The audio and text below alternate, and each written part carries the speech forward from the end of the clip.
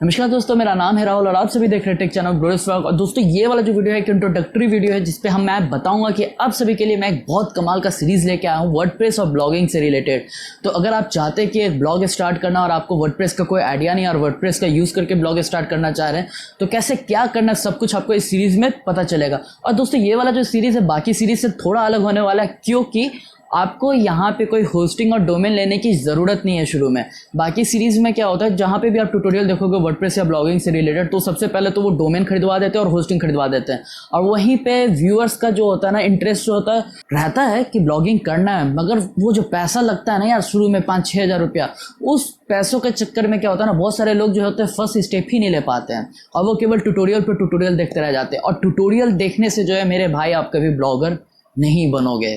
तो मेरा मानना है कि आप सभी को प्रैक्टिस करवाऊं, तो एक ऐसा मेथड लेके आया हूं जहां पे आपको डोमेन और होस्टिंग खरीदने की शुरुआत में एकदम भी जरूरत नहीं पड़ेगी। आप 90% जो चीज़ें हैं वो आप ट्राई कर लोगे, सीख लोगे, उसके बाद ही जो है आप डोमेन और होस्टिंग लोगे और अपने वेबसाइट को लाइव करोगे। खैर चलिए मैं आपको बताता हूँ कि इस सीरीज में टोटल क्या क्या है। तो गाइस ये जो टोटल सीरीज है इसको 10 पार्ट में डिवाइड किया गया। 10 पार्ट मतलब डिटेल में हर एक चीज़ को कवर अप किया है सो दैट आपका एकदम कंसेप्ट क्लियर हो जाए कि वर्डप्रेस कैसे काम करेगा, ब्लॉगिंग कैसे काम करेगा, एसईओ सब कुछ यहाँ पे डील किया है।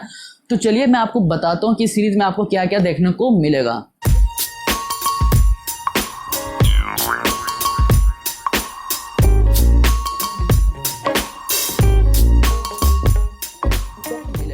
तो गाइस सबसे फर्स्ट पार्ट जो रहेगा सीरीज में उसमें हम लोग वर्डप्रेस को लोकल होस्ट में डाल देंगे। जैसा कि मैंने आप सभी को बताया था कि मैं आप सभी के लिए एक अल्टरनेटिव मेथड लेके आया हूं जहां पे आपको डोमेन और होस्टिंग खरीदने की जरूरत नहीं पड़ेगी। आपको जो कुछ करना है आप अपने लैपटॉप में या कंप्यूटर में कर लोगे, कोई डोमेन और होस्टिंग खरीदने का पैसा बर्बाद करने का भी जरूरत नहीं है। तो प्रैक्टिकल करने के लिए क्या करेंगे हम कि लोकल होस्ट जो है अपने ही लैपटॉप को एक सर्वर बना देंगे और उसी के अंदर जो है वर्डप्रेस डाल देंगे और जो भी काम करेंगे उस लैपटॉप में ही कर लेंगे और कोई हमको डोमेन खरीदने की जरूरत नहीं पड़ेगी शुरुआत में, ना कोई होस्टिंग खरीदने की जरूरत पड़ेगी। तो फर्स्ट पार्ट जो है लोकल होस्ट में वर्डप्रेस को इंस्टॉल करना। अब गाइस इसके बाद हम जाएंगे सेकंड पार्ट में जहां पे हम सीखेंगे कि कौन सा वर्डप्रेस का थीम हमें लेना चाहिए। तो गाइस बहुत ज्यादा जो भी न्यू बिगिनर्स होते हैं उनके लिए क्या होता है कि भाई ये वाला थीम तो अच्छा लग रहा है चलो इसको ले लेते हैं, पर ऐसा नहीं है भाई, ऐसा भी कोई भी थीम को डाल नहीं लेते हैं हम। तो गाइस हम 5 ऐसे थीम के बारे में देखेंगे जो कि वर्डप्रेस की एकदम बेस्ट थीम है और वहां पे आप देखोगे कि उसका लोड टाइम जो बहुत कमाल का है, AWP इनेबल्ड रहता है, उसके बाद एसईओ फ्रेंडली थीम होगा, लाइट वेट थीम होगा। कौन से वैसे थीम्स है उसके बारे में आप सभी को बताऊंगा और आपको दिखाऊंगा कि आपको कैसे पता चले। फॉर एग्जाम्पल आपका कोई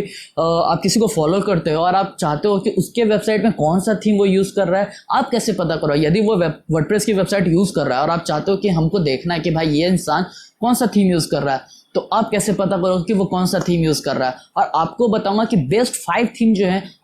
कौन से हैं और आपको कोई भी वर्डप्रेस थीम को सेलेक्ट करने के पहले कौन सी बातों को ध्यान में रखना चाहिए। अब गाइस लोकल होस्ट में वर्डप्रेस इंस्टॉल करने के बाद और थीम सेलेक्ट करने के बाद थर्ड स्टेप में हम सीखेंगे कि उस थीम को कैसे मॉडिफाई करना है। जैसे रिसेंट पोस्ट वाला सेक्शन कैसे ऐड करेंगे, सर्च वाला टैब कैसे ऐड करेंगे, ऊपर में टैब में जो भी ऑप्शंस दिए रहेंगे उसको कैसे ऐड करेंगे, उसको कैसे चेंज करेंगे, वो सब जो है हम लोग थर्ड पार्ट में सीखेंगे। अब गाइस चलते हैं हम लोग अपने फोर्थ पार्ट की तरफ जो कि है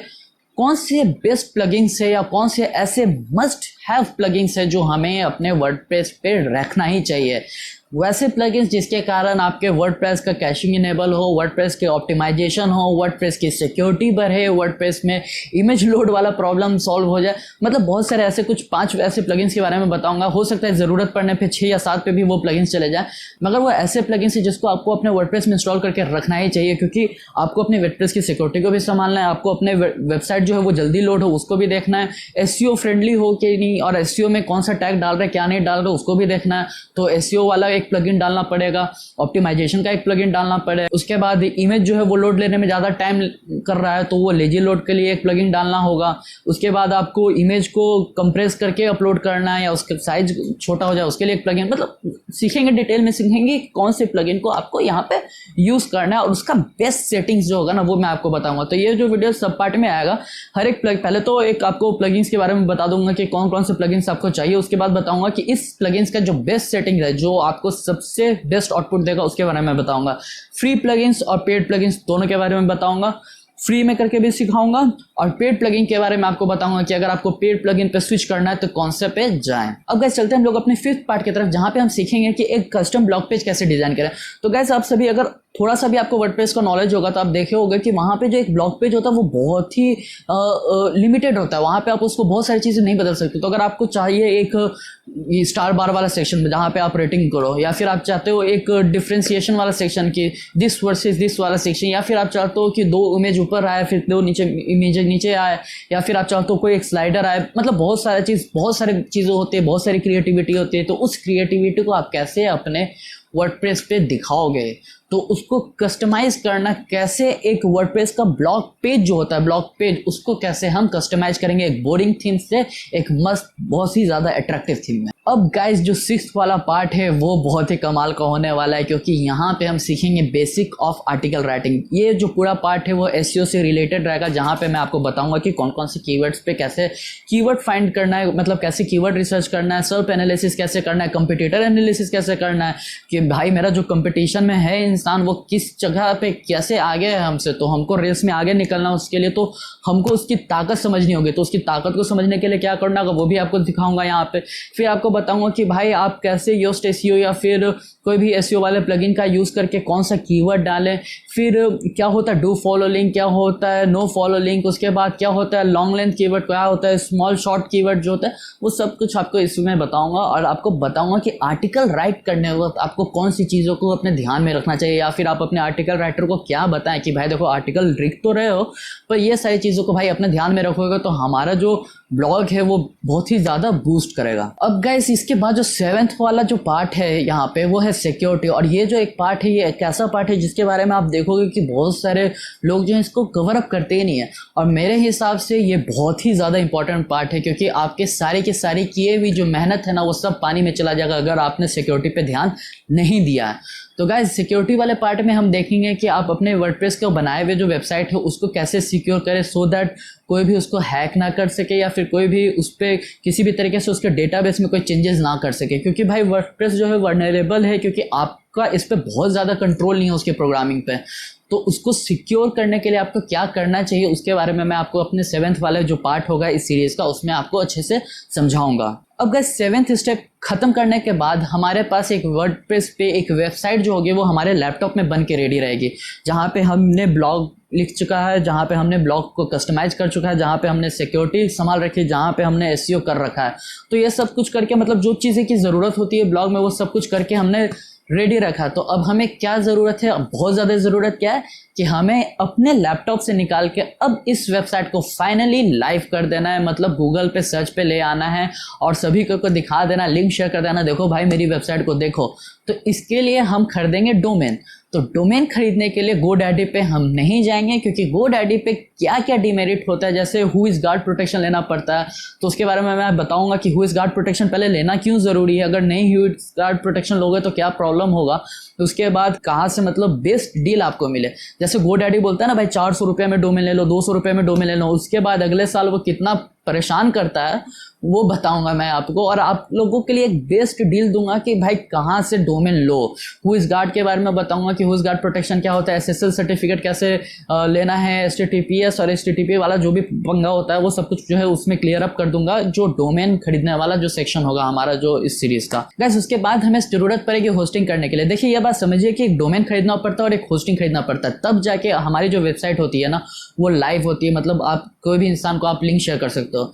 डोमेन जो होता है वो बस नाम होता है वेबसाइट का, और होस्टिंग जो होता है वो घर होता है वेबसाइट का। तो हमें एक होस्टिंग खरीदना होगा जहाँ पे हम अपने वेबसाइट का जो डेटा हमारे लैपटॉप में है उसको हम उस होस्टिंग पे शिफ्ट कर सकें। और गाइस मुझे जहाँ तक मालूम है आप सभी के मन में बहुत सारे नाम हो रहे होंगे कि भाई यहाँ से होस्टिंग खरीद लेते हैं, वहाँ से होस्टिंग खरीद लेते हैं, और बहुत सारा कन्फ्यूजन भी होता है क्योंकि सब बोलता है अनमीटर्ड बैंडविड्थ, अनमीटर्ड बैंडविड्थ। अरे भाई अनमीटर और अनलिमिटेड बैंडविड्थ में डिफरेंस होता है। तो होस्टिंग वालों में बहुत ज़्यादा पंगा होता है, बहुत ज़्यादा जालसाजी होती है, या फिर बहुत ज़्यादा वो लोग आइडिया घुमा के फैंसी वर्ड से ना जो कस्टमर या हमारे जैसे लोग जो होते हैं ना उसको बेवकूफ़ बनाते हैं होस्टिंग वाली कंपनीज। तो मैं आपको 2 ऐसे होस्टिंग कंपनीज के बारे में बताऊंगा जिस पे आप रिलायबली आप उस पर ट्रस्ट कर सकते हो, और रिलायबल कंपनीज है वो दोनों। और वहाँ से होस्टिंग लेने का क्या फ़ायदा है। और आप सभी को बताऊंगा कि अगर उन दोनों होस्टिंग कंपनी को छोड़ के आप कहीं और से भी होस्टिंग ले रहे हो तो होस्टिंग लेने के पहले कौन सी चीज़ों को आपको ध्यान में रखना चाहिए ताकि आप कंफ्यूज ना हो जाए होस्टिंग लेने वक्त। जैसे बहुत लोग होता है ना, वहाँ पे आप देखोगे कि अनमीटर्ड और अनलिमिटेड बैंडविड्थ लिखा रहता है, कहीं पे अनलिमिटेड लिखा रहता है, कहीं पे अनमीटर्ड लिखा रहता है, दोनों में डिफरेंस है भाई।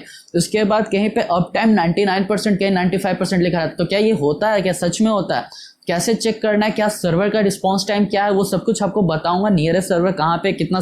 अभी किसी के पास 5 सर्वर है, किसी के पास 4 सर्वर है, हमको कोई लेना देना नहीं, किसी के पास 5 हो किसी के पास 4 हो, हमको कौन सा वाला चाहिए, क्या ज़रूरत है, वो आपको बताऊंगा। उसके बाद बहुत लोग शेयर्ड और बहुत लोग क्लाउड होस्टिंग की तरफ भागते हैं, तो कब क्लाउड पे जाना है कब शेयर्ड पे जाना है उसके बारे में बताऊंगा, आपके जो पैसे वो बचाऊंगा। चलिए अब चलते हैं 10th स्टेप पे। होस्टिंग भी ले लिया, डोमेन भी ले लिया, अब क्या करना है। अभी तक वेबसाइट कहाँ थी, वेबसाइट हमारे लैपटॉप में थी। अब क्या करना है, डोमेन भी ले लिया, होस्टिंग भी ले लिया, तो लैपटॉप का जो कंटेंट है उसको लाइव करना है भाई, सभी को शेयर करना है लिंक कि देखो मेरा ब्लॉगिंग वेबसाइट ये बन के रेडी हो गया, देखो इसको।